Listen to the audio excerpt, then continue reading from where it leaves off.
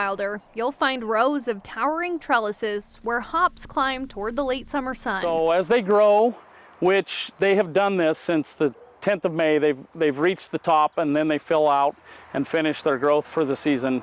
As you can see, these have bloomed, and that is what turns into the cone, and the cone is what holds the oil, and that is what the production of hops is about. They're grown for one purpose: flavoring beer. So it's all based off of oil content and oil production. And for the last decade, business was booming. I was able to start growing hops approximately 12 years ago, and there was an incline in demand for acreage. Since then, we have leveled out, and now we're seeing a decline just because of many different things that have happened in the world with COVID and war and inflation. Those global events hit home here in Idaho, America's second largest hop producing state. 60% of the hops in the U.S. are exported. So there's a major three-state growing area, which includes Washington, Idaho, and Oregon. But global supply chains aren't the only issue.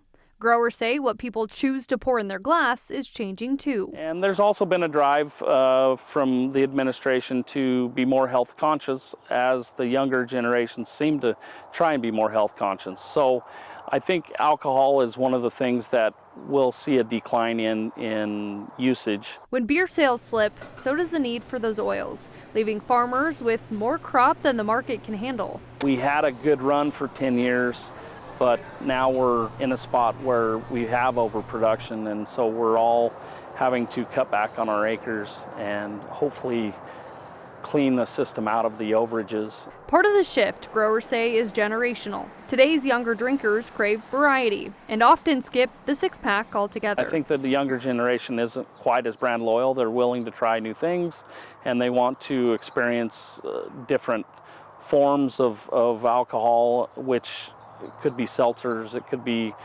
fruity malted beverages. Though there are signs of hope in new markets. Well, hops are still being used in the non-alcoholic beers, which is wonderful because it is one bright spot that we have seen. With harvest approaching, the last week of August and runs through September. We try and be done by the 25th to the 30th of September. Pretty standard from your traditional row crop. Yeah, it takes a long time because this is very labor intense. The focus now is on finding balance, matching what's grown to what's actually consumed. Just hope that we can normalize our production and be able to follow the trends and produce accordingly so that we can pass this on to our future generations.